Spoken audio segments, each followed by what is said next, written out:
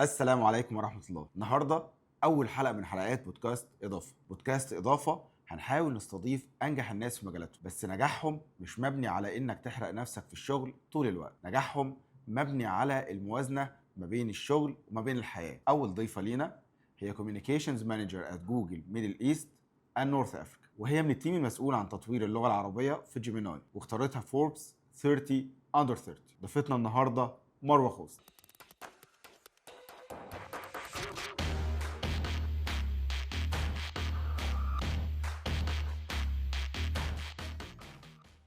لأنه الطفل الشبكة الدماغية عنده بتقدر تستوعب لأكثر من 5 لغات وأكثر. هذا الشخص إذا بدنا نحكي بصير عليه سبوت لايت. بيحطوا نفسهم في قوقعة ويركز في الشغل اللي جوه اللابتوب بس. لأنه أنت لما تشتغلي بجوجل أو بأي شركة لها مجال تقني كأنك عم تشتغلي كأنك عم تحاولي تصلحي سيارة وهي عم تمشي. السلام عليكم. وعليكم السلام. الحمد لله تمام. اخبارك ايه؟ كله تمام وكثير مبسوطة أني معك اليوم بهي الحلقة. والله انا مبسوط جدا بوجودك. الله يسعدك. طيب انا حابب اعرف جدا رحلة مروة من اول الطفولة لحد ما وصلنا ل 30 اندر 30. يعني إذا بدي أختصر لك إياها، يعني أنا كنت طفلة كتير بتحب اللغة العربية لما كنت صغيرة، وكنت زي كل الأطفال يعني بنحب نجرب أشياء جديدة كل مرة، نغير. وكان من أنا وصغيرة بحب كتير المجال الإعلامي، دائما بتلاقيني ماسكة شيء يعتبر زي مايك بس هو مش مايك، ممكن يكون تبع التلفزيون أو أي اوكي. ريموت موجود بالبيت، اوكي. وأعمل مقابلات مع الأسرة مع الأصحاب، إني أنا خلص مذيعة موجودة بهذا المنزل. وسبحان الله الفكرة كلها يعني كبرت مع العمر، ودرست مجال العلاقات العامة والإعلانات حلو قوي. بالجامعة الأمريكية بالشارقة، وكتير حبيت هذا المجال. يعني حسيته أنه هو كبير ضخم، فيه كتير بوتنشل لحتى الواحد يعرف يوصل رسالة معينة بطريقة مبسطة حلو قوي. للجمهور. وكبرت الفكرة بعد ما تخرجت. كمان نفس الموضوع، دخلت أول شيء بإيجنسي، اشتغلت بإيجنسي اسمها أوجلفي، اوكي.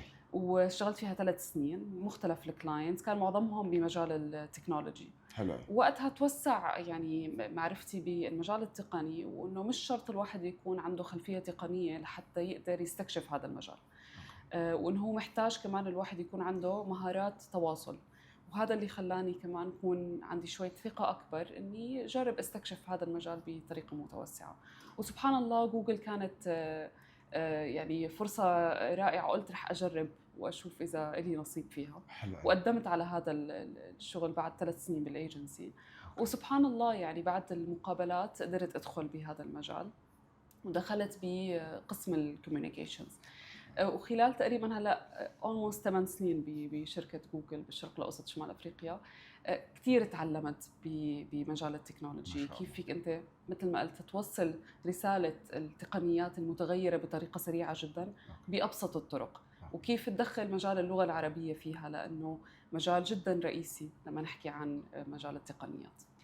مروة انت من الناس المسؤولة عن تطوير اللغة العربية في جيميناي، مظبوط كده؟ انا وطبعا فريق كبير جدا جدا جدا، يعني عندي مساهمات بسيطه فينا نقول بهذا المجال. حلو قوي. انا حابب اتكلم عن حته اللغه العربيه م. وازاي ان انت بقيتي مهتمه جدا باللغه العربيه، خصوصا ان في الفتره اللي احنا فيها هي شبه في اندثار للغه. فانت كلمينا اكتر ازاي وصلنا لكده دلوقتي. لما بدأت بجوجل من 7 سنين اوكي. تقريبا، اوكي. المجال كان مجال التقنية. أنت اليوم لما تحكي على أي مفهوم تقني موجود، سواء كنا عم نحكي عن ذكاء اصطناعي توليدي أو ماشين ليرنينج تعلم الآلي وغيرها وغيرها وغيرها، الكلمات أو المفاهيم بتبقى دائما صعبة باللغة العربية. متوفرة بالإنجليزي بحكم أنه كل الدراسات والأبحاث الموجودة كانت بالجامعة كانت باللغة الإنجليزية، اوكي. ولكن عندما يتم تعريبها بيكون الموضوع جدا صعب. اوكي. ولاحظتها أكثر لما كنت أحكي مع أشخاص مثلا أو فئات معينة، سواء كانوا طلاب أو حتى أطفال أو حتى غيرها من الفئات المجتمعية، ما عندهم خبرة معرفية بمجال التكنولوجيا. يعني صحيح. بيعرفوا أدوات معينة بحكم إنها قد فايرل اوكي. مثلا. صحيح. يعني اليوم إذا بدنا نحكي على بعض النماذج المتوفرة مثل نانو بنانا الموجود على جيميناي، طبعا. هو نموذج توليد صور من نصوص أو من طلبات نصية. صحيح. هذا النموذج اليوم إذا أنا بحكي مع شخص ما عنده خبرة بمجال التكنولوجيا رح يقول لي AI. رح أدخل فيه شوي بالموضوع أكثر إذا بالعربي ما رح يعرف يوصل لي كيف هذا النموذج بيشتغل. صحيح. ومن هون اجت انا فكره حبي للغه العربيه، اني استخدمها كوسيله لبسط هي المفاهيم التقنيه، وصلها بابسط طريقه ممكنه، وحتى علي وانشر الوعي بكيفيه استخدامها بالطريقه المفيده. طبعا ما زلنا نحن عم نقطع اشواط كبيره، وقدامنا لسه كثير صحيح. لحتى نقدر نزيد الوعي بهذا المجال، ولكن خطوه بخطوه الموضوع ممكن يوصل بطريقه افضل. فهذا كان اذا بدي احكي السر اللي خلاني يكون عندي شغف داخلي اني انا بدي اقوي اول شيء لغتي العربيه، واثنين اقدر اوصلها وادمجها مع التكنولوجيا لتوصل للفئه المجتمعيه الكبيره. انا بشوف ان انت بتقدمي دور مهم قوي، خصوصا ان احنا في الفتره دي الاطفال عندهم مشكله كبيره جدا في ان هم يتكلموا اللغه العربيه، او ان احنا بقينا نشوف اطفال هم بيتكلموا مرتاحين قوي في الانجليزي، لكن لما بتيجي يتكلم عربي الموضوع فيه شويه مشاكل. انا لو تقولي لي المشكله دي انت شايفاها جايه منين، وازاي ممكن ان احنا نحلها؟ هي جايه من، اذا بدي احكي، طرفين للمشكله. المشكله حلو. الاول هي عدم تعرض الطفل للغه العربيه. يعني اليوم مو انه الطفل ليس عنده قدره انه يتكلم باللغه العربيه، هو لانه غير متعرض مع، يعني that person او الطفل not exposed نحن بنقول، او ليس له تعرض صحيح. لهذه اللغه. طيب اليوم نحن بالمنزل بمختلف المنازل العربية والأسر العربية ما بيحكوا عربي، يعني بينهم وبين الطفل بيحكوا باللغة الإنجليزية أو باللغة الفرنسية أو بحجة إنه هذا الطفل يجب أن يتعلم نفس اللغة التي يتعلمها بالمدرسة. صحيح. بيكونوا مثلا مدخلينه مدرسة international، ألمانية، فرنسية، إنجليزية إلى آخره. فهن ببالهم إنه لا، أنا بدي أخلي اللغة الدارجة الموجودة في هذه المدرسة موجودة بالمنزل، لا الطفل إنه يعرف يستوعبها بطريقة أفضل. أوكي. طبعا نحن هذا المنظور من ناحية لغوية خاطئ جدا، لأنه الطفل الشبكة الدماغية عنده بتقدر تستوعب لأكثر من 5 لغات وأكثر بنفس الفترة الزمنية. عم نحكي إحنا أوكي. فوق ال3 سنين. أوكي. تقريبا من 3 ل6 إذا بدك تحكي. أوكي. هي المرحلة الذهبية من هذا العمر، من عمر الطفل. أنت اليوم ممكن تعطيه لغات كثيرة بالمنزل، يتفرج على التلفزيون، يحضر شيء بلغة معينة، رح يقدر يستوعب كل هاي اللغات بنفس الوقت. ففكرة أني أنا عرضه للغة واحدة هذا مفهوم خاطئ جدا، خاصة لو كانت مش لغته الأم، لأنه هون بتدخل أنت بمشكلة نفسية كمان بيواجهها الطفل، إنه أنا شو هويتي؟ صحيح. يعني أنا عم بتعلم بس إنجليزي، طب هل أنا جنسيتي مثلا تندرج تحت دولة عربية معينة؟ صحيح. طب أنا مين بهذا المجال؟ فهي المشكلة الأولى اللي هي مشكلة التعرض. إذا قلنا المشكلة الثانية هي مرتبطة، طب من وين جاية مشكلة التعرض؟ جاي من فكرة إنه اليوم إحنا كأسر عربية، مش كلها أكيد، ما بدي أعمم، كثير من الأسر العربية بتشوف إنه اللغة الإنجليزية هي اللغة الرئيسية، ده حقيقي، هي لغة البزنس، ده حقيقي. ومش بس لغة البزنس، هي اللغة التي يجب أن خلص يعني نحن نعطيها لهذا الطفل. أوكي. واللغة العربية مش مهمة، يعني خلص بالنسبة لهم هي موجودة على جنب. صحيح. ما رح تفيده للطفل لما يكبر. وكمان هذا برجع بقول مفهوم خاطئ، سواء كان مجتمعيا، لأنه لا، هي لغتنا لغة رئيسية، لغة مهمة، وهي لغة كانوا بيقولوا عنها كتير بالفترة الماضية، ما بعرف إذا أنت سمعت، إنه هي لغة مش كول. يعني نحن اليوم التينيجرز أو المراهقين بالمدارس ما بيحكوا بالعربي، لأنه بوجهة نظرهم هي لغة مش كول. يعني أنا خليني أكون فايرل وترندي، فرح أحكي إنجليزي وأدخل فيها فرنسي وأدخل فيها ألماني ولغات أخرى. فهي المنزلة النفسية اللي حطيناها نحن للغة أثرت جدا على الطفل من هو وصغير، وهي جاي من طبعا مفهوم الأسرة، إنه أنت كيف عم تعطي لهذا الطفل مفهوم اللغة العربية. هل عم تدخلها كهي لغة رئيسية، هي لغة لهويته لحتى يعرف يوصل فيها رسالته، ولا هي لغة موجودة على جنب ضعيفة ركيكة مش مهمة، مش شرط أنك أنت تستخدمها. أنا قابلت أسر كتير، وحتى أنا عندي طفل. طبعا فكرة الحضانات بيكون فيها المربين من جنسيات مش عربية، فأحيانا الطفل أول لغة بيشربها أو بيقدر إن هو يتكلم بيها بتكون الإنجليزية. فبتحصل حاجة تانية، إن الأسر لما بتيجي تتكلم مع الطفل بتتكلم باللغة اللي هو فاهمها أكتر من اللغة اللي هي مفروض تفهمها له أو تسهلها له. أنا بشوف الطفل ذكي إن هو يقدر يستوعب أكتر من لغة، بس خليني يعني اكون اوضح في الحته دي. انت شايفه ان مفروض الاسره تبدا تتكلم مع الطفل بلغتهم حتى لو هو اللي شاربه اصلا انجليزي؟ طبعا.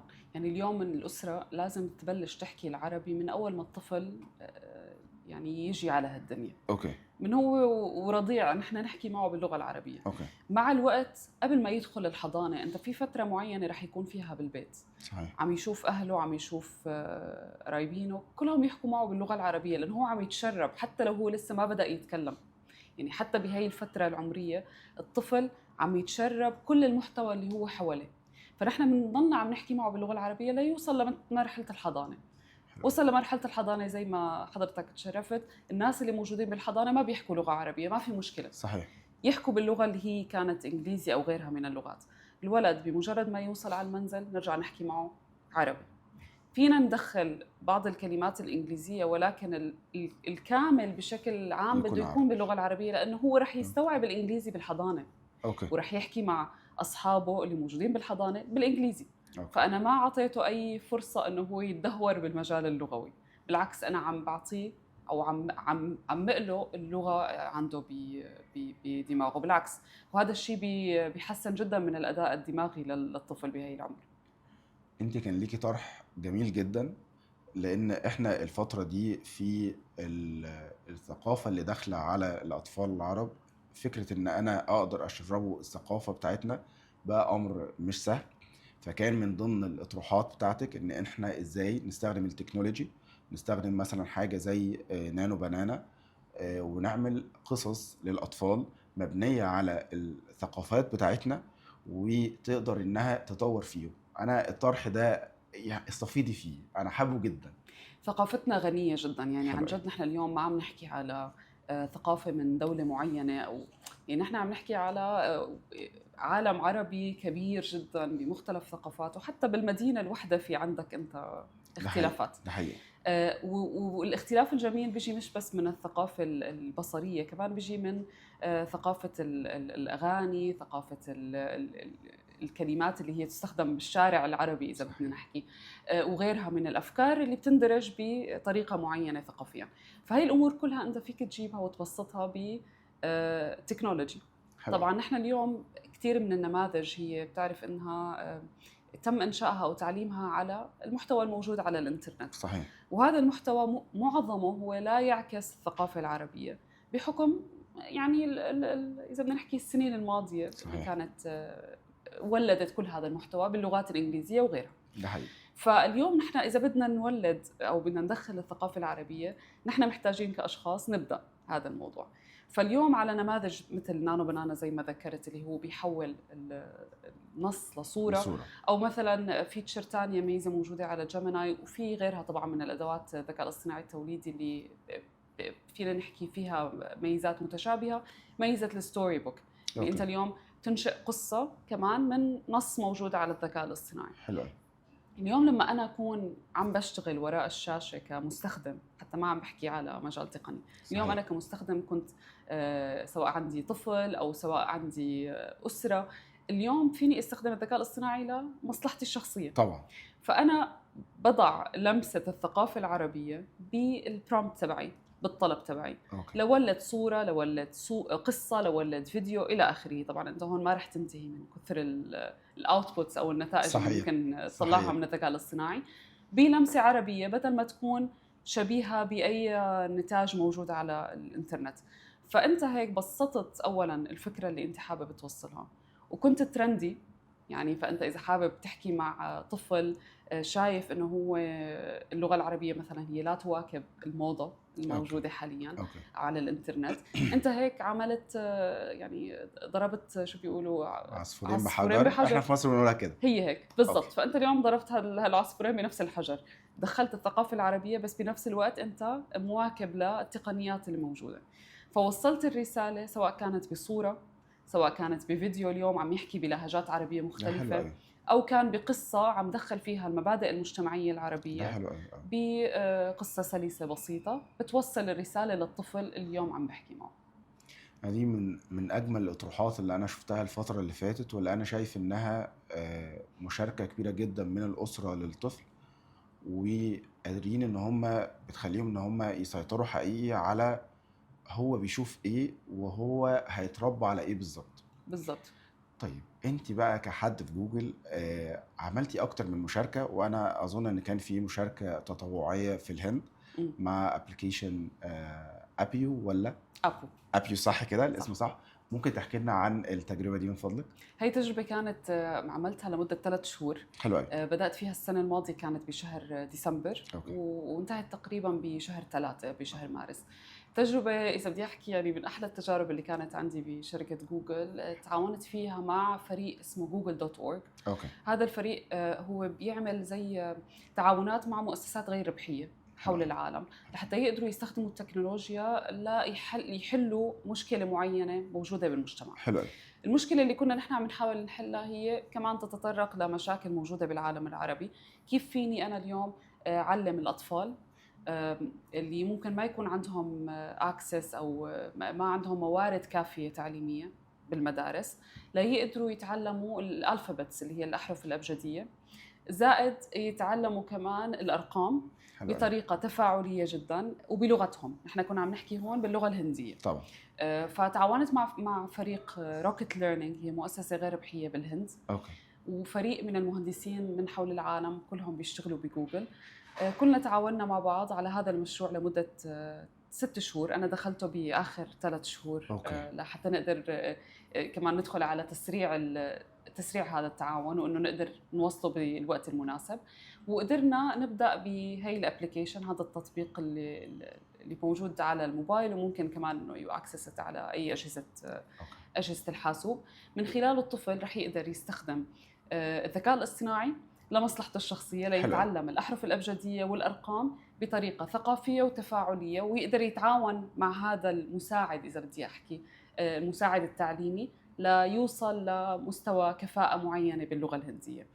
فالتجربة كلها كانت جميلة جدا لأنه أنت هون بتشوف قد ايه في بوتنشل كبير للذكاء الاصطناعي لحتى تقدر أنت تستخدمه للطريقة المفيدة وتقدر فعلاً انك تحط ايدك على الجرح مثل ما بنقول. الفجوات الموجوده حاليا صحيح. بالمجال التعليمي. انا دي برضو من التجارب اللي انا حاببها جدا، فكره ان انت تخوضي تجربه مع دوله اللغه الرسميه فيها مش هي نفس اللغه اللي احنا بنتكلمها، وان احنا نحاول ان احنا نطور في الاطفال هناك. الى جانب النقطه الاهم هي فكره استخدام الاطفال للاي اي بالشكل المفيد فعلا، مش بالشكل اللي بيوديهم في سكك مش مفروض يروحوا فيه. طيب مروة، انت الرحلة المهنية بتاعتك ثرية ما شاء الله، كلمينا عنها كده من اول ما بدأت لحد جوجل. إذا بدي أحكي أول عمل إذا أخذت منه راتب يعني كان حقيقي إذا بدي أقول كنت بالمدرسة بصف أعتقد كنت صف 10، يعني كنت لسه قبل التخرج يعني قبل البكالوريوس. فبهي الفترة كنت حابة إني يعني أبدأ دخل معين حتى أقدر إني أشوف شو ممكن أعمل بالحياة القادمة. فأول عمل كان لإلي كان بشركة إبسوس، شركة الإحصاءات العالمية طبعا. ودخلت كان مجال لسه جديد بالنسبة لي، ما بعرف عنه أي خبرة يعني ماضية. ودخلت بمجال الأبحاث أني أعرف كيف أعمل استبيان، كيف أني أنا أحلل البيانات، كيف أجمع البيانات من مختلف المستخدمين على أي أساس. فهي كانت تجربة جدا مفيدة لي لأفهم بس العالم الإحصاءات كيف بيشتغل. فهذا كان أول تجربة قبل ما أدخل الجامعة. لما دخلت على الجامعة اشتغلت بكتير مجالات، في منها كان عشوائي إذا بدي أقول، بس اليوم إذا بنظر إلى لها ما كان كل إشي فعلا عطاني مهارة معينة فادتني بوين أنا موجودة هلا. واحدة من القصص اللي عملتها كانت شوي غريبة، دبلجة المسلسلات. فدبلجت بعض المسلسلات للغة العربية بس العامية، يعني باللهجة العامية. كتير فادتني لأني أول شيء استوعبت الغنى اللي موجود باللهجات العربية ده حقيقي. وكيف أنت بتقدر تعمل ترجمة للمحتوى اللي موجود بلغة أخرى. وكان على وقتها لما عملت مسلسلات كان فيها هندي، فيها إيراني، فعم تحكي على لغات بعيدة جدا عن اللغة العربية. ومع هيك بدك توصلها بنفس المشاعر مشاعر الممثله اللي انت قاعد عم تسمع لها وبدك ترجع تترجم لها. انا ممكن توضيح الدبلجه تقصدي بيها ترانسليشن ولا تقصدي ان انت دبلجه الصوت بالصوت كمان كنت بالضبط. بتعملي؟ ده عظيم جدا. بالضبط. اوكي. فانت بدك تعرف انك تمثل بغرفه معينه، انت ما أوكي. انت حتى مش مع الشخص اللي عم تحكي معه، انت لحالك اوكي. عم تسمع باللغه اللي اللغة مثلا التانية. نفترض الهنديه او هيك، وانت عندك النص مكتوب بالعربي، حلو قوي. بس بدك ترجع تغير فيه ليزبط مع طريقه الاداء الممثله الاصليه. اوكي. وبدك تدخل بالمشاعر وانت بهي الغرفه. فكانت تجربه عظيمه بالنسبه لي، كثير استفدت منها وتعلمت منها كثير، وخلتني حتى اقرب لحب اللغه العربيه اكثر، لاني عم شوف قد ايه في تنوع يعني عظيم بكيف بدي اوصل المشاعر، كيف بدي احكي لك تجربه هي الشخصيه اللي موجوده بالمسلسل. فهي كانت من احلى التجارب اللي عملتها ايام الجامعه. وترجمت كمان مسلسلات وافلام، بس هي كانت ترجمه اللي هي بتظهر سبتايتلز على اوكي. كان في كثير منها ظهروا على وقتها على MBC بوليوود. فكنت كثير انبسط لما اشوف طب انا ترجمت هي الكلمه بهي الطريقه. اوكي. وانت بتعرف باللغه العربيه الموضوع جدا سبجكتيف، يعني صحيح. كل واحد عنده راي، بس بالنهايه انت بيهمك اي طريقه توصل هي الرساله شو ما كان الراي الاخر يعني. أوكي. فكانت كمان تجربه عميقه جدا بالنسبه لي لافهم التنوع اللغوي اللي موجود، سواء كان بالفصحى او سواء كان باللهجات العاميه. فاذا بدي احكي من التجارب الحيه اللي كانت بالنسبه لي لهلا بتذكر قد ايه كنت مبسوطه وقتها وانا عم بستكشف هذا المجال. والمجال الثالث اللي بدي احكي ممكن قريب كمان من اللغه العربيه كان فكره الاعلانات. أوكي. يعني عملت اكثر من اعلان على الراديو. انه كمان فكره انك انت في فتره محدده جدا لتوصل الرساله، شو نبره الصوت تبعك بدها تكون.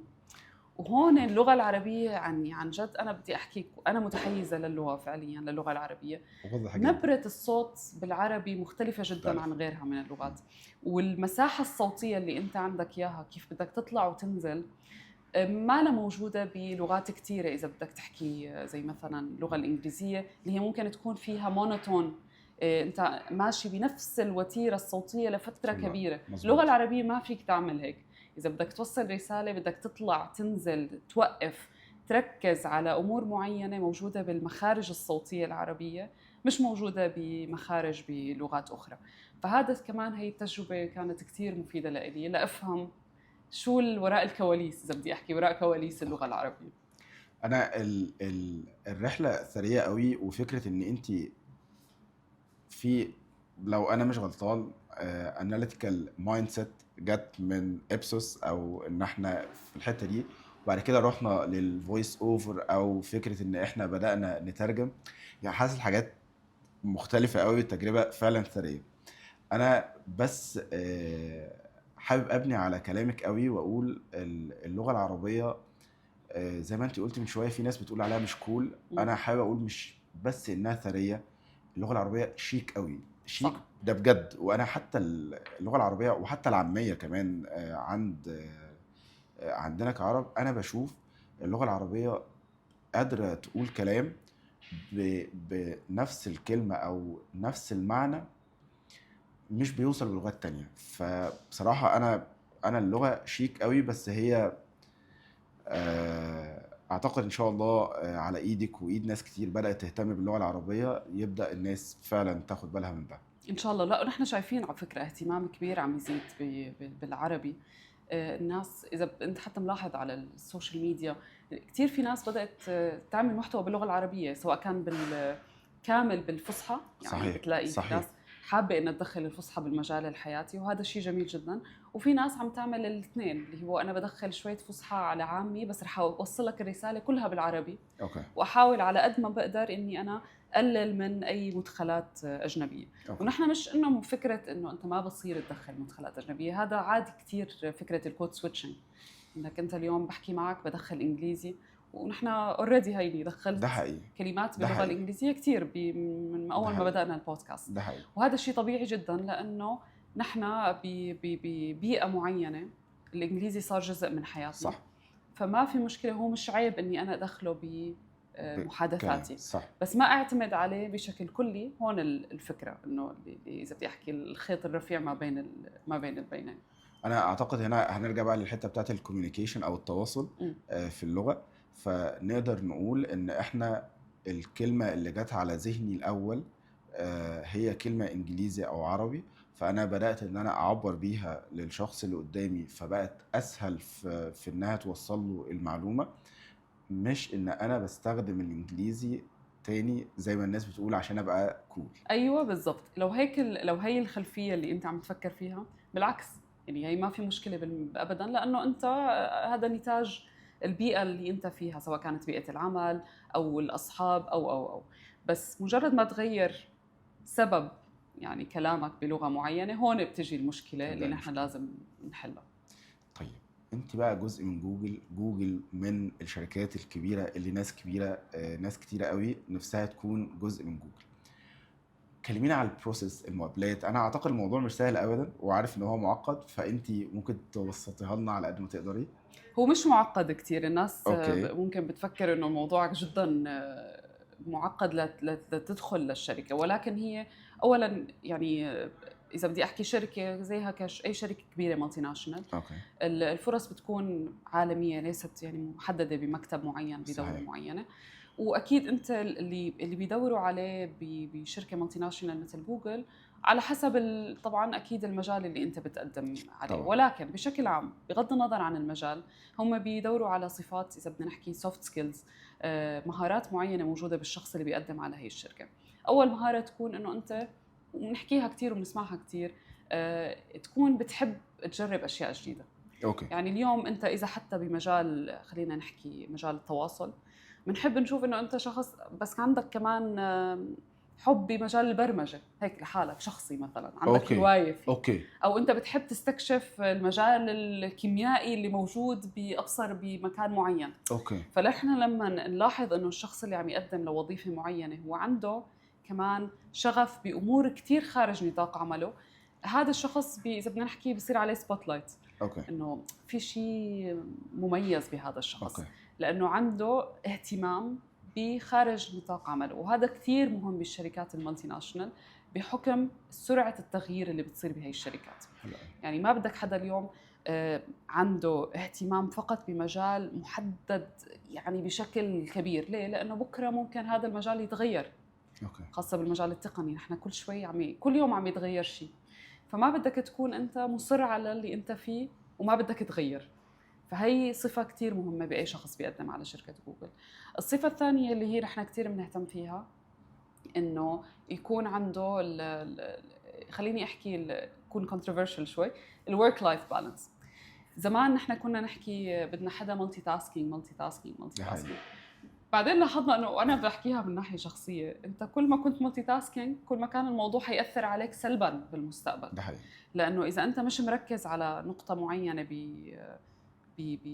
اليوم انت اخذت شغل معين، اذا بالك مركز على هي النقطه لتخلصها، مش رح توصل للخطوه الجايه. فنحن بدنا شخص مش مالتي تاسكينج، بدنا شخص بيركز باللي هو فيه بس كمان قادر يخلصه ويكمل على اللي بعده. ففي حلو. هي ثين لاين، بدي احكي خط رفيع ما بين البينين. وبدنا شخص يكون مهتم بحياته خارج العمل كمان، لانه اذا انت مش مهتم بحياتك خارج العمل رح تكون دائما متوتر، رح تكون دائما خايف، بدك تخلص، في عندك تشتت.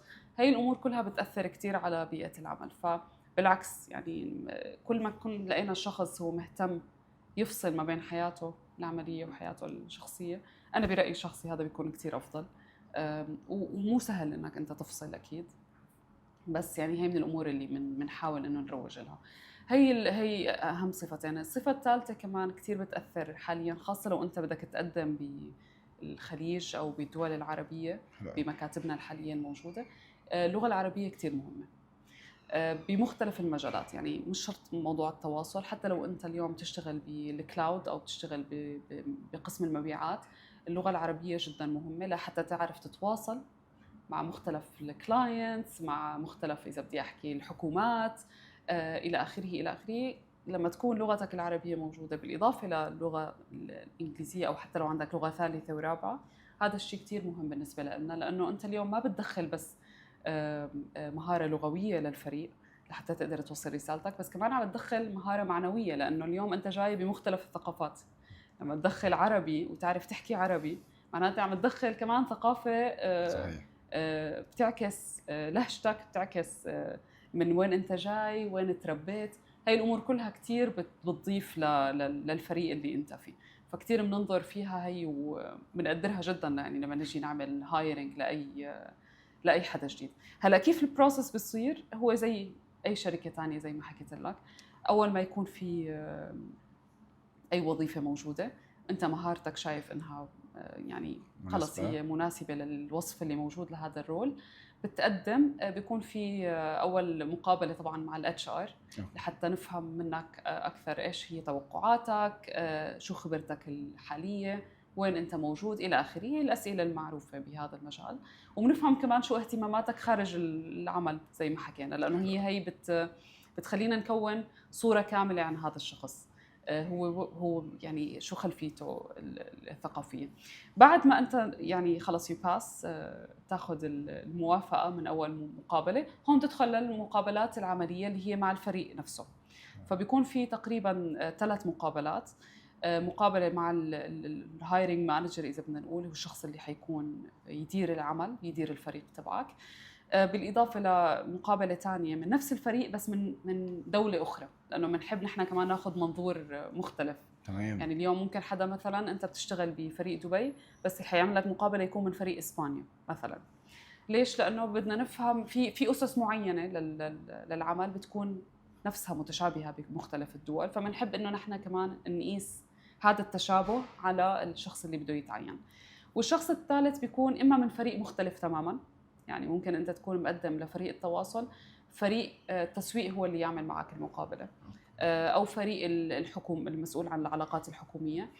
ليه؟ لأنه كمان نرجع بنقول منظور من خارج، إذا بدي أحكي خارج السياق، كتير رح يفيد بعملية اتخاذ القرار. فهي عادة بتكون إذا بدي أحكي الخطوات اللي موجودة، وبتفرق أكيد من وظيفة لوظيفة، بس بمختلف الأحيان هي بتكون نظرتنا لأي هايرنج بيكون. انا حابب قوي اكد على فكره ان الانسان يبقى وركهوليك، او ان هو مركز بس على شغله، ولا ان هو عنده بالانس ما بين حياته العمليه وبيته وحياته التانية. من تجربتي انا شخصيا، انا اللي شفته لما كنت وركهوليك، انا كنت في تنشن اكتر، وكنت دايما من اقل حاجه بتعصب، وحتى بشوف ان البرودكتيفيتي او انتاجيتي نفسها وانا في الفتره دي كانت اقل لما بقيت اركز على بره الشغل وجوه الشغل. فالحقيقه انا موافق قوي معاكي في النقطه دي. في نقطه برضو بيختلف فيها الناس، سوفت سكيلز ولا تكنيكال سكيلز؟ او الاثنين، يعني انت محتاج الاثنين. حلو. بس انا بالنسبه لي السوفت سكيلز هي اساسيه جدا. ليش؟ لانه انت بمجرد ما تكون عندك هي المهارات اللي هي انت قادر انك تجرب اشياء جديده، تتعلم امور جديده، ما عندك هذا الخوف انك انت تتنقل من مكان لمكان او تغير فريق. لما تكون فقط مركز على التكنيكال سكيلز، اذا اليوم كنا مثلا خلينا نحكي برمجيه معينه مهمه جدا بمجال الذكاء الاصطناعي التوليدي، هي مهمه اليوم، فانت عندك خبره قويه جدا فيها. بس سوفت سكيلز انت ما عندك قابليه انك تطور من ذاتك. يعني خلص انت وصلت لمرحله معينه من التكنيكال سكيلز، راضي فيها عن نفسك وانت بهذا المجال وشغلك ماشي تمام وكله. بالمجال التقني نحن بكره ممكن تتغير، فهي البرمجيه بتبطل مهمه جدا بالمجال اللي نحن فيه حاليا. فاليوم اذا انت ما عندك برجع بقول القدره انك تغير، انك تستكشف، انك تتطور من مهاراتك، رح توصل لمرحله اللي هي يور ستك. خلص انا ما عندي فرصه اني غير، فانا في عندي ركود بهذا العمل ما رح اقدر غير فيه. وهون بالنهايه انت بتقل ثقتك بنفسك، وهذا بيؤدي لانك يا اما تترك هذا المجال بشكل كامل، او انه يصير في عندك خوف او قلق كل يوم بتروح فيه على الدوام. فكرمال هيك انا بالنسبه لي لا، المهارات التقنيه مهمه ولازم انك تطور فيها، بس بنفس الوقت تشتغل كتير على السوفت سكيلز. يعني انا اليوم بمجال الذكاء الاصطناعي التوليدي والمجال اللغوي بحاول قد ما بقدر، والموضوع ما له سهل لانه انت دائما بتكون مضغوط انك انا اليوم طلع مفهوم جديد انا لسه ما عرفته، لازم اركض اعرفه بهذا المجال التقني. بس اذا اخذت انت هيك نقطه، بس خلينا نوقف ثانيه ناخذ بوز. في كتير شيء اكبر بكتير من اللي انت فيه لازم تعرف عنه كثقافه. فاللي بحاول اعمله دائما ومو سهل، برجع بحكي قد ما بقدر لما يكون في عندي وقت فراغ اطلع برا المجال التقني كامل. يعني ما انا ما بدي اقرا شيء تقني، خلص انا بدي اقرا اليوم مثلا مجال له علاقه باللغه العربيه بالقران مثلا، ما له علاقه بمجالي الحالي بالعمل. بس هاد رح اول شيء يطلعك من الدائره اللي انت فيها، لترجع تحس انه الموضوع كتير كبير وانا فيني اتطور وفيني اغير من اشياء كتير موجوده بذاتي. وهذا بيعطيك اصلا تحفيز لترجع للمجال اللي انت فيه، المجال التقني، وتختص فيه اكثر. والنقطه الثانيه، انت حتى دماغيا وانت حتلاحظها بحالك، بتصفي قادر تعمل حوار ونقاش خارج نطاق الخبره اللي انت فيها، وبتكون عندك ثقه بنفسك وعندك حب انك تستكشف اكثر. فهي الامور ما رح تعرفها اذا انت بس مصر تتعمق باللي انت فيه وخلص تكتفي فيه. فكرمال هيك برجع لسؤالك انه لا، المهارات السوفت سكيلز بالنسبه لي هي الاساس، هي الاهم. والتقنيه خلينا نقول مش الاهم، ولكن هي الاساس. والتقنيه والمهارات التقنيه اكيد بتجي هي انا هقول لك انا ليه كمان بسأل ده. م. الناس اكتر لما بتشتغل في الحتة التقنية مع الوقت بيبقى الشخص انتروفيرت وهو مش واخد باله.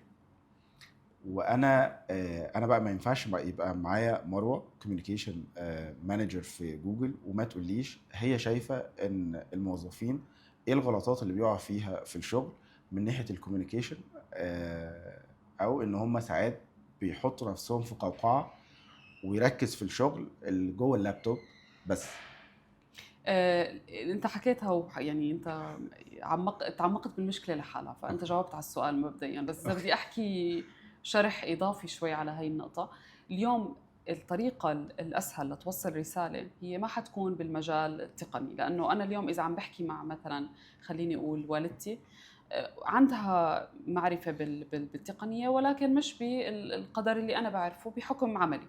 فاليوم اذا بدي اوصل لها شيء تقني ما راح اشرح لها اياه بمنظور التكنولوجيا، طبعا. فبدي اوصلها اياها بشيء قريب من البيئه المجتمعيه اللي هي فيها، شو هي القصص اللي بتدور حواليها، ورح دخلها هذا المجال التقني بهي القصه. فانا اليوم لو ما عندي منظور خارج مجال التكنولوجيا ما رح اقدر اوصل هي القصه. صح.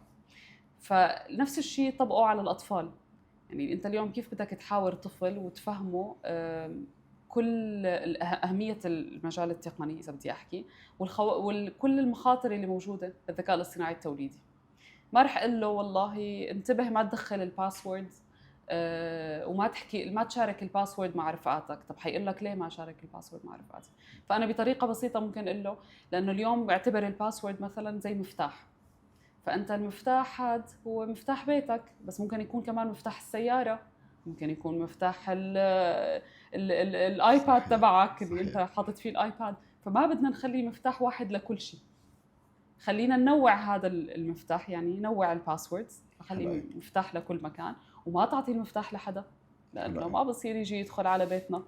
فاليوم انت اذا ما كنت بمنظور خارج التقنيه ما راح تقدر تبسط الرساله، سواء كان لطفل او سواء كان لصديق او لحتى حدا من مجال خارج المجال التقني. فكرمال هيك هي الثغرات اللي بدي احكي موجوده وكتير مهمه. لانه انت اليوم حتى لما تعمل بيتش، خلينا نحكي اذا انت اليوم رايح تعمل بيتش لكلاينت، صح، حتى لو هذا الشخص اللي انت عم تحكي معه فاهم بالتقنيه، هو حابب يسمع شيء خارج الموضوع، بده مصطلحات حياتيه موجوده بالحياه العاديه.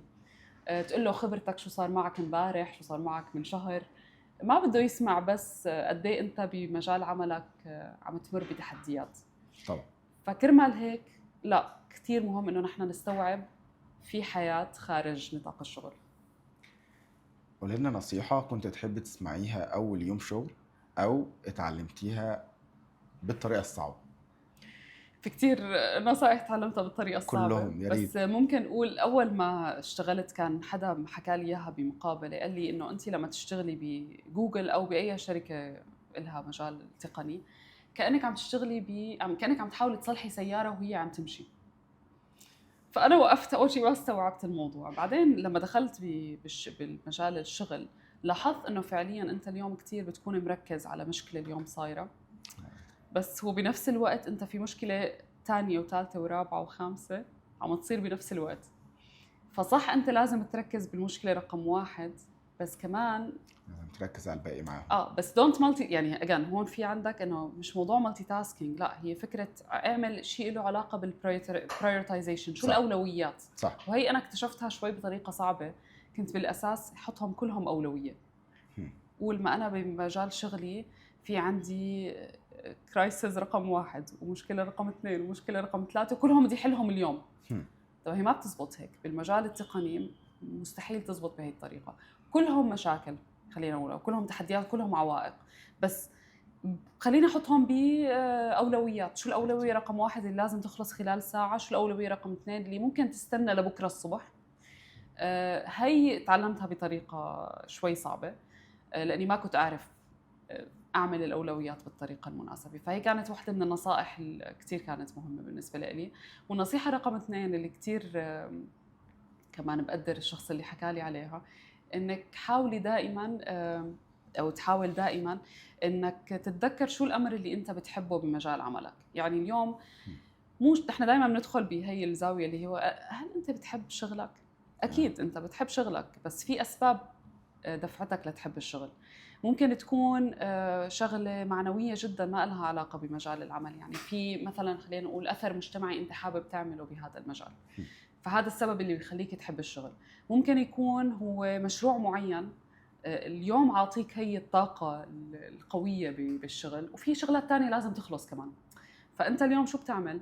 بتحاول مش تخدع نفسك، ولكن أنت تحب نفسك شوي بهي الطريقة. فأنت بتبدأ بالشيء اللي بتحبه، تمام، بتنفذ هيك عمل أو عملين من هذا المشروع، بعدين بترجع بتكمل الأشياء اللي أنت مش كتير حاببها، بترجع بتكمل بالمجال اللي بتحبه. فهي بنسميها نحن الساندويتش استراتيجي، أو طريقة الساندويتش. بتحط أول شيء بتحبه، اللي بالنص أشياء ما كتير أنت بتستلذ بالقيام بها، وآخر أمر بيكون الشغلة اللي أنت بترجع راضي عنها كتير، لحتى لما تنتهي من يومك اليوم العمل أنت راضي عن آخر شيء عملته، لأنه هذا آخر شيء رح تتذكره بالمجال المهني. فهي كمان نصيحة كتير بحب أطبقها بمجال العمل. أنا متشكر قوي إن أنت ذكرتي الحتة بتاعت ترتيب الأولويات. أنا شايف إن إحنا على الأقل أنا لسه بتعلمها فعلا، وشايف إنها مش من الحاجات السهلة إن البني آدم يعرف يرتب أولوياته بسهولة في موضوع الشغل، خصوصا لما بيشوف إن في 3-4 مشاكل ظاهرين في نفس الوقت. في حاجة الناس دلوقتي بدأت إنها تستخدم ال AI في إنها تكتب الإيميلات عن طريق ال AI. ده بدأ يخلي الناس كلها شبه بعض. صح. أحيانا بشوف إن الناس بدأت تستخدم ال AI بالشكل اللي بيضرهم مش بينفعهم، وإن كان في ظاهر الأمر هو بينفعهم. فقول لنا النصايح اللي أنت شايفاها اللي تخلي الناس تفضل محافظة على هويتها، وبالعكس تستفيد من ال AI في إنها لا تاخد شوط أكبر. صح. هلا أنا في مدرستين، وأنا مش ضد ولا واحدة، يعني أنا مع واحدة وضد واحدة، بس هذا مجال الشخصي. تمام. المدرسة الأولى اللي هي أنا زي ما ذكرت اليوم بخلي ال AI يكتب عني إيميلات، يكتب عني مثلا خبر صحفي، وبعدين أنا أرجع راجعه بأسلوبي وبطريقتي. هي مدرسة رقم 1. مدرسة رقم 2 إني لا، أنا رح أعمل الفيرست درافت، أنا رح أعمل أول مسودة للإيميل أو للخبر أو للريبورت إلى آخره، بعدين بدخله على ال AI لشوف إذا فيه أي أخطاء مثلا أنا عملتها بشكل سريع، أو إذا عطاني أفكار معينة أنا لسه ما ذكرتها بهذا المحتوى ممكن إني أضيفها للمسودة. أنا مع المدرسة رقم 2. حلو. لأنه بحب يكون في عندك لمستك الشخصية بالبداية، والأفكار اللي أنا دايما مع الفكرة الأولى اللي بتظهر بالمخ. فأنا بحب إني أكون صاحبة المسودة الأولى. حلو. بحط كل الافكار اللي عندي اياها شو ما كانت تكون بالطريقه سواء كانت منظمه او غير منظمه. بعدين الاي اي رح يعمل لي تنظيم لهي الافكار. طبعا التنظيم رح يكون استنادا لكيفيه تعاملي مع الاي اي، يعني مسودات سابقه انا عملتها. فهي كمان من النصائح اللي نحن دائما بنحب نروج لها، انه اليوم ما تستخدم الاي اي كحدا اليوم تتعامل معه لاول مره. يعني انت بدك تعلمه على المحتوى تبعك لحتى يعرف يستوعب شو التغييرات اللي لازم يعملها، مش ياخذ الستايل تبعك. يعني هون لانه انا مع مدرسه انه لا، انا عندي اسلوبي، واسلوبي الاي اي ما راح ياخذه، يعني ما راح يقدر يستبدل اسلوبي، ولكن راح يقدر يضيف عليه افكار يمكن انا ما فكرت فيها، ممكن اني ادخلها وممكن ما ادخلها، ويصحح بعض الاخطاء اللي ممكن تكون املائيه لاني كتبت بطريقه سريعه. هاي الاشياء اللي ممكن اني انا ارتكز عليها بالذكاء الاصطناعي. فهي من النصائح اللي انا بالنسبه لي كنصائح شخصيه. الامر الثاني اللي انا برتكز كثير عليه بالذكاء الاصطناعي هو اذا بدي اقول الفيجواليزيشن، يعطيك المحتوى البصري.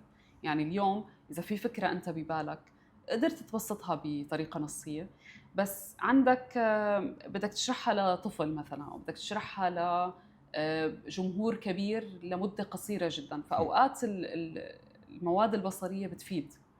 فهون انا بخلي الذكاء الاصطناعي يفيدني بتبسيط فكره معينه بصوره، او تبسيط فكره معينه بفيديو مدته 8 ثواني مثلا، اللي موجود على نموذج فيو على جيميناي او غيرها من النماذج.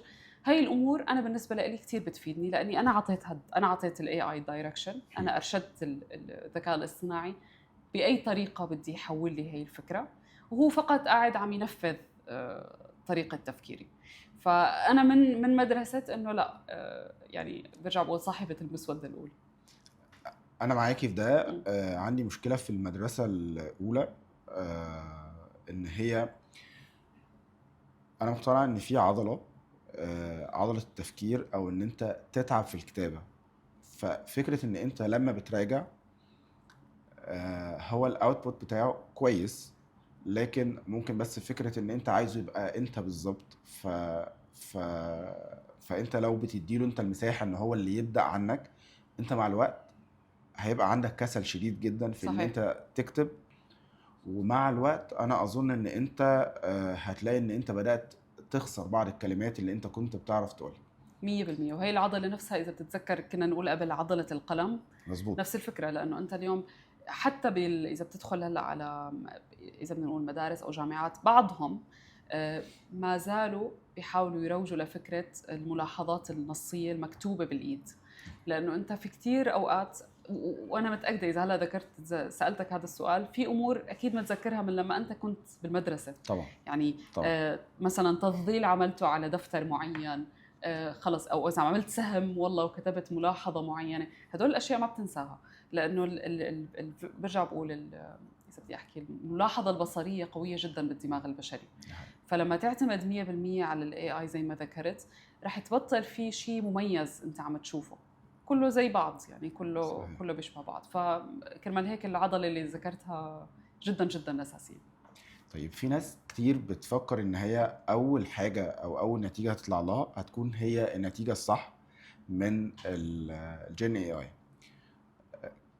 ده مش دايما صح. صحيح. اعتقد ان في برومبت مفروض ان هو يكون مظبوط. هل انت عندك طريقه معينه او ستراكشر او حاجه تنصحي بيها الناس تفيدهم في ان هم يطلعوا اوتبوت افضل؟ هلا نحن ما فينا نقول في معادله ذهبيه لهذا الموضوع، لانه بتفرق. بس من الامور اللي نحن دائما بنروج لها، هي اول امر لازم انت يكون عندك شخصيه. يعني شو البيرسونا او الشخصيه اللي انت حابب تروج لها بالذكاء الاصطناعي. اليوم مثلا اذا انت خلينا نحكي مدرس، بدك lesson plan، يعني بدك خطه للدرس اللي بدك انت تقدمه للطلاب بالمدرسه. فانت بدك تقول للجيميناي او لاي اداه ذكاء اصطناعي توليدي انه انا مدرس مثلا، انا مدرس بدون ما اعمل بالمدرسه الفلانيه، ما بيهمنا هاي التفاصيل، بس انا مدرس لطلاب بفئه الاعداديه مثلا. فهيك جيميناي او غيره من الادوات رح يستوعب سياق هذا البرومبت او سياق هذا الطلب. فهذا كتير مهم، انه نحن نقدم البيرسونا او الشخصيه. هي رقم واحد. رقم اثنين، شو هو الطلب اللي انت بدك تقدمه.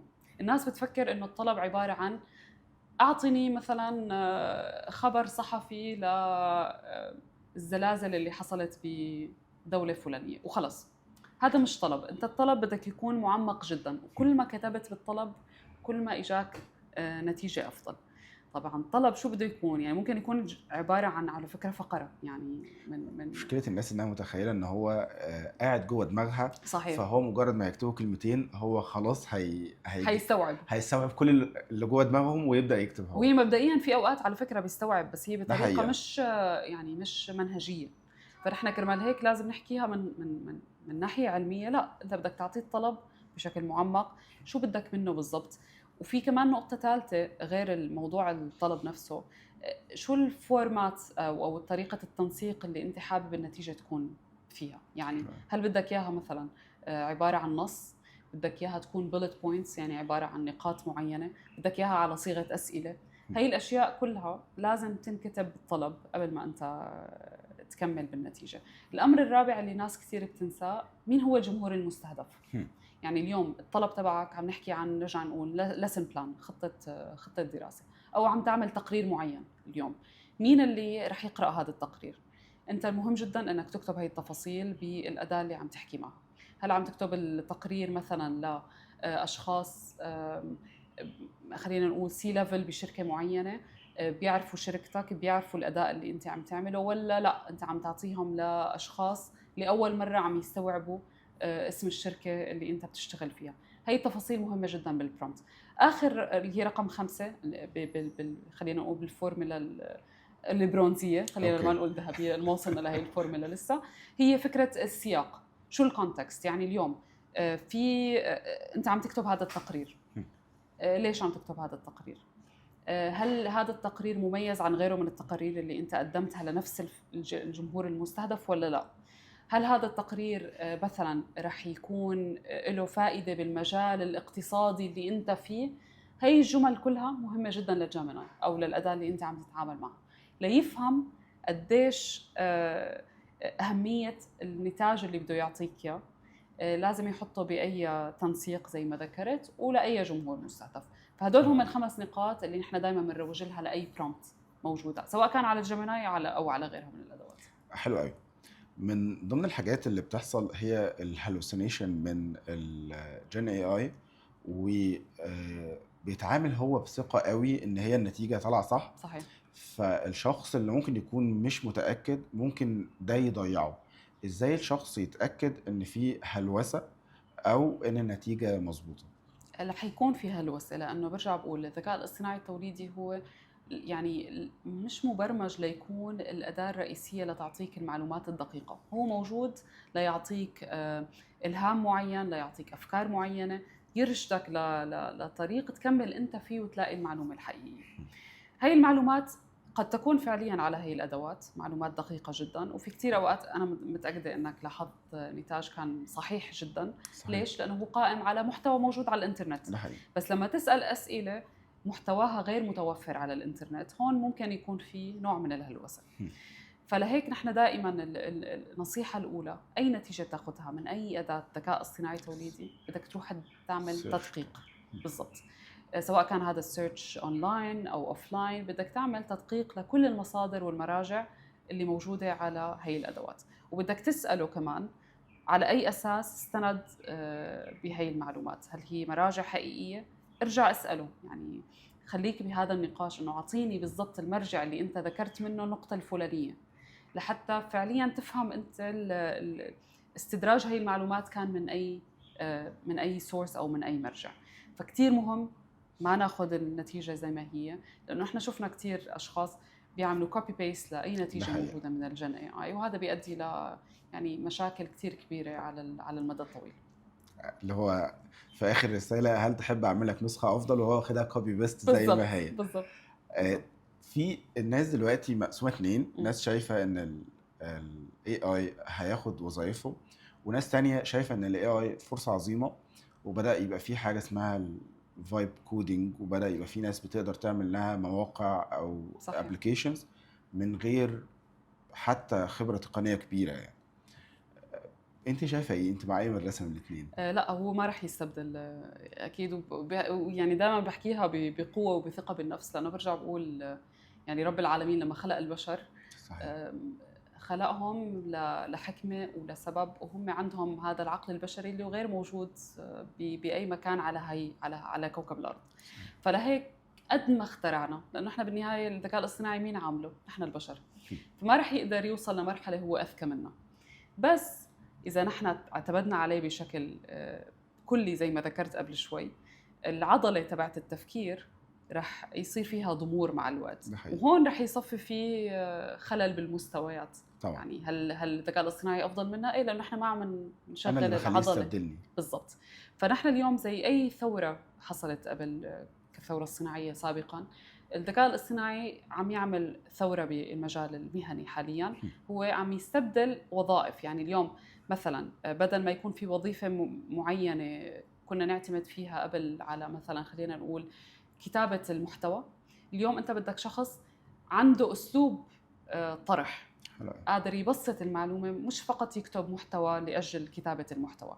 فاليوم الذكاء الاصطناعي عمل تغيير للوظيفة، أو فينا نقول أنشأ وظيفة جديدة، أو أضاف عليها لمسة ما كانت موجودة قبل هيك. إنه اليوم إحنا بدنا مش كاتب عادي، بدنا حدا مش بس يفهم باللغة العربية كلغة، ولكن هو يفهم بتعمقات اللغة العربية. يعني أنا اليوم كيف فيني أخذ محتوى موجود من الذكاء الاصطناعي وقدر وصله لفئة معينة موجودة مثلا بمصر، بمدينة معينة جوا مثلا خلينا نقول بالقاهرة، بس هي الأشخاص تعرضوا لمحتوى باللهجة المصرية فقط مثلا. فأنا اليوم كشخص كيف فيني أوصل لهم النتاج اللي أنا أخذته هذا من الذكاء الاصطناعي، وصله بطريقة ثقافية صحيحة متناسبة وتليق بهي الفئة المستهدفة.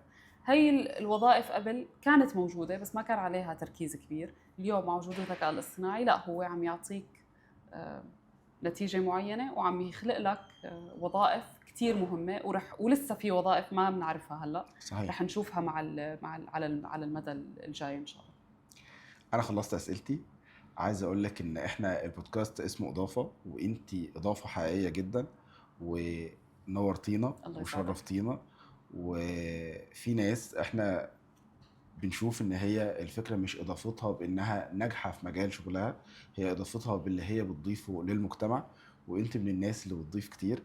وانا بشكرك حقيقه على ده، وبشكرك على وجودك معانا. شكرا كثير لك. شكرا. الله يوفقك. شكرا. شكرا.